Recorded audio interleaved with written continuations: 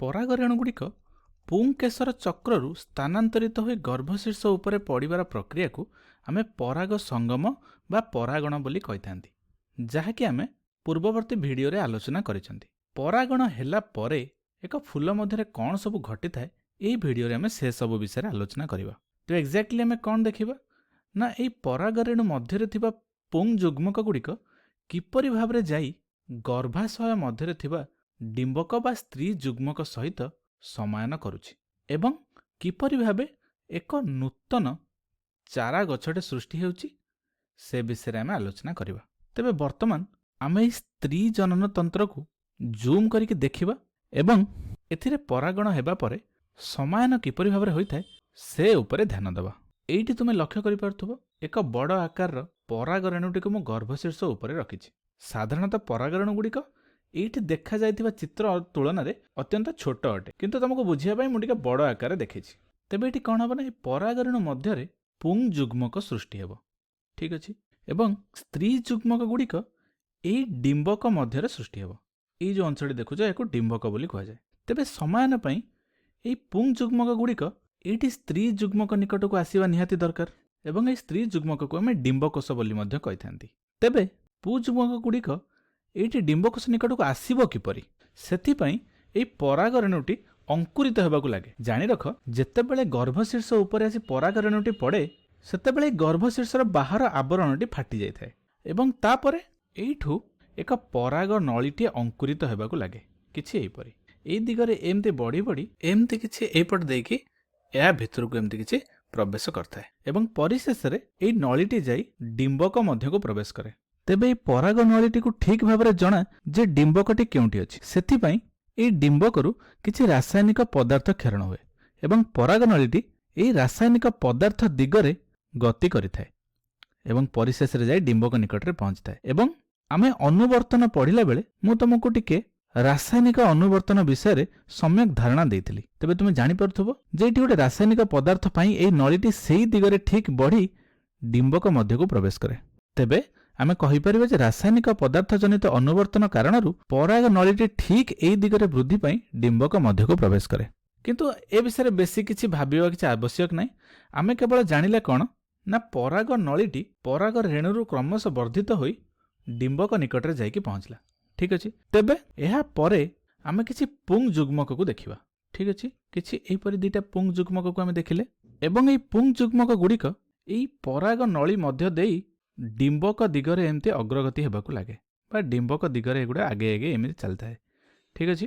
ଏବଂ ପରିଶେଷରେ ଏଗୁଡ଼ିକ ଯାଇକି ଡିମ୍ବକ ମଧ୍ୟରେ ପ୍ରବେଶ କରିବେ। ଏଇଠି ଦେଖ, ଏଇ ଡିମ୍ବକକୁ ମୁଁ ଜୁମ୍ କରିକି ଦେଖେଇଛି ଏବଂ ଏହି ଦୁଇଟି ପୁଂ ଯୁଗ୍ମକ ଏହି ପରାଗ ନଳୀ ମଧ୍ୟ ଦେଇ ଠିକ୍ ଏହି ଦିଗରେ ଡିମ୍ବକ ମଧ୍ୟକୁ ପ୍ରବେଶ କରିବାକୁ ଲାଗେ। ତେବେ ଏଇଠି ଯଦି ଆମେ ଲକ୍ଷ୍ୟ କରିବା, ଏହି ଡିମ୍ବକ ମଧ୍ୟରେ ଏକ ଡିମ୍ବକୋଷ ଥାଏ ଏବଂ ଏହି ପୁଂ ଯୁଗ୍ମକକୁ ଏହି ଡିମ୍ବକୋଷ ନିକଟରେ ପହଞ୍ଚିବାକୁ ପଡ଼ିବ। ଏହା ମଧ୍ୟରେ କେବଳ ଡିମ୍ବକୋଷ ନଥାଏ, ବରଂ ଏହା ମଧ୍ୟରେ ଆହୁରି ମଧ୍ୟ କିଛି ଅନେକ ଗୁଡ଼ିଏ କୋଷ ଥାନ୍ତି।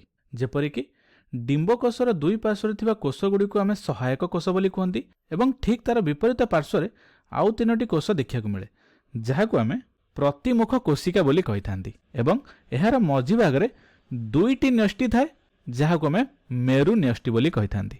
ତେବେ ଯଦି ଆମେ ଏଠି ଗଣିକି ଦେଖିବା, ଏହି ଡିମ୍ବକ ମଧ୍ୟରେ ଟୋଟାଲ 1, 2, 3, 4, 5, 6, 7, 8ଟି ନ୍ୟଷ୍ଟି ଅଛି। ତେବେ ଆମକୁ ଏସବୁ କୋଷକୁ ଜାଣିବା କିଛି ବି ଆବଶ୍ୟକ ନାହିଁ, ମୁଁ ୟାକୁ ଲିଭେଇ ଦେଉଛି। ତେବେ ଏହି ପୁଂ ଯୁଗ୍ମକରେ ଥିବା ନ୍ୟୁକ୍ଲିୟସ୍ ଗୁଡ଼ିକ ଯାଇକି ଏଇଠି ପହଞ୍ଚିଲା ପରେ ସେମାନଙ୍କ ମଧ୍ୟରୁ ଗୋଟିଏ କ'ଣ କରିବ, ଗୋଟିଏ ଯାଇକି ଡିମ୍ବକୋଷ ସହିତ ପ୍ରତିକ୍ରିୟା କରିବ।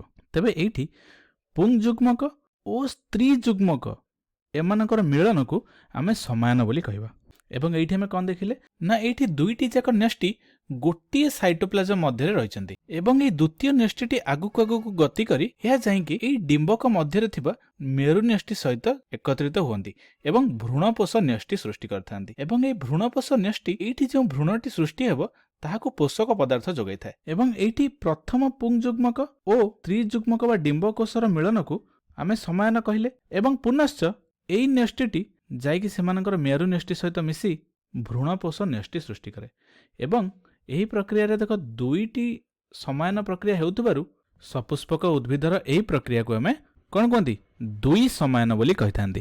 ठीक अच्छे ये अन्य पुंग जुग्मकटी मेरुनेष्टि सहित किपरि प्रतिक्रिया करे एवं यार परिणति कौन हुए सेगुड़ी को जानिबा हमर आदौ आवश्यक नहीं। बर्तमान आम यह लक्ष्य करवा। तेबे एठी समायन पर जो नूतन कोषटी सृष्टि है ताहाकु आम जुग्मज बोली कही एवं जुग्मज होची पुंग जुग्मक और स्त्री जुग्मकर मिलन। तेबे जुग्मज सृष्टि होला पर कौन हुए यहाँ पर अनेक परिवर्तन देखा मिले। फास्ट कथा है ये जो आम पराग नलीटी को देखुं तार काम है पुंग जुग्मक दुईटी को आणिकी डिंबक निकट में पहुंचाइबा। तेबे तार काम सरीगला।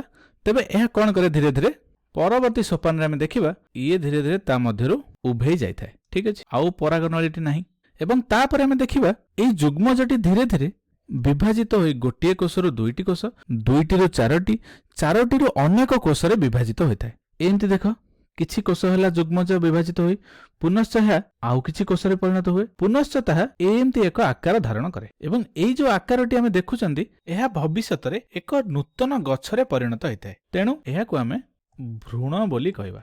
ठीक अछि तबे साधारणतः भाव में भ्रूण को आमे कहि परिबा भविष्यत गछ एवं एई भ्रूणर विभिन्न अंश को मध्य आमे चिन्हट करि परिबा। जदि तुमे एई दुईटी पत्र भली गठन को लक्ष्य करुथबो एई दुईटी को आमे बीज पत्र बोली कही था। एवं एमानकर काम कौन ना एमाने साधारणतः भाव में यही भ्रूण को पोषक पदार्थ जोगाई था एवं एहार मध्य दुईटी अंश थाए। एठी देख एई जो अंशटी को तुम लक्ष्य करछ एई अंश को आम प्लिम्यूल बोली कहते। लिखा किसी आवश्यक नहीं कारण यह आम बही रे उल्लेख नहीं किंतु जानी रख यह आम प्लिम्यूल बोली कहते एवं एई जो अंशटी आम देखुछंती एई अंशटी यह आम रेडिकल बोली कहते एवं प्लिम्यूलटी परवर्ती समय वर्धित होई माटी उपरे थिबा उद्भिदर विभिन्न अंशरे परिणत होता है एवं एई रेडिकलटी माटी तले उद्भिदर चेରରେ परिणत होता है। किंतु समस्त गछरे एमती दुईटी बीजपत्र न थाए। किछि गछरे गोटिए मात्र बीजपत्र थाए जाहाकु आमे एक बीजपत्र बोली कहंती एवं अन्य किछि गछरे दुईटी बीजपत्र थाए जाहाकु आमे दुई बीजपत्र बोली कहंती। एवं एठी आमे जो बीजपत्र देखिले या वास्तव में पत्र नुहे किंतु पत्र परिका काम करे। पत्र जमिति खाद्य प्रस्तुत करे एमाने मध्य भ्रूण को खाद्य जोगाई थांती एवं धीरे धीरे किछि दिन पर आमे जदि लक्ष्य करिबा भ्रूणर ए बाहर अंशटी सामान्य दृढ़ हेबाकु लागे। तेणु आमे एहाकु आउ डिंबक बोली कहि परिबा नाही। तेबे एहा कोन हेगला एहा मंजीरे परिणत हेगला। ठीक अछि तेबे आमे देखिले जे समायित डिंबकटी एक मंजीरे परिणत हो जाइए। तेबे मंजी सृष्टि होला परे संपूर्ण गछर बा संपूर्ण फुलटीर कौन हम चलो से विषय आलोचना करवा। एठी लक्ष्य कर आमे संपूर्ण फुलटी को लक्ष्य करवा एवं ए फुलरे एटा हेउची सेही डिंबक जहा विषय आमे आलोचना करथुले। ठीक अछि वर्तमान डिंबक तेबे मंजीरे परिणत हो सारे तेबे कौन हेबो एठी तेबे एही प्रक्रिया रे आमे तो गोटिए परागरण विषय आलोचना करथिले किंतु एठी अनेक गुडे परागरण आस्थिबो एवं सेही परि भाबरे अनेक गुडे डिंबक समायन हो जिवो जा फल अनेक गुडे मंजी सृष्टि हेबे। तेबे जेउ गुडिक समायन न हैला सेगुडिकर विनाश घटी जिवो। ता छडा आमे जदि लक्ष्य करबा ए जो पुंग केसर चक्र गुडिक आमे देखुथिले तार कोनोसी आवश्यक नहीं। तेणु सेगुडिक मध्य धीरे धीरे धीरे धीरे कंगरे विनाश हो जिवो एवं धीरे धीरे यही पुंग केसर चक्र गुडिक सुखिकी झड़ी पड़ती। पुनश्च आम जदि रंगीन अंश गुडिक देखा एगुडिक मध्य धीरे धीरे झड़ी पड़ती एवं परिशेष रे आमे कौन करबा ना ए जो गर्भाशय अछि गर्भाशय को लक्ष्य करबा। ए गर्भाशयटी कौन हेबो ये धीरे धीरे बड़ हेबाकु लागिवो एवं परिशेष रे ए गर्भाशयटी एक फल रे परिणत हो जिवो एवं से फल मध्य एमानकर मंजी गुडिक थिबे जे गुडिक होची एई डिंबक गुडिक। ठीक अछि एठी मु गोटे टमाटर उदाहरण देखी किंतु एटी कौनसी भी फल हो पारे एवं से फल गुडिक मध्य से मंजी थाए।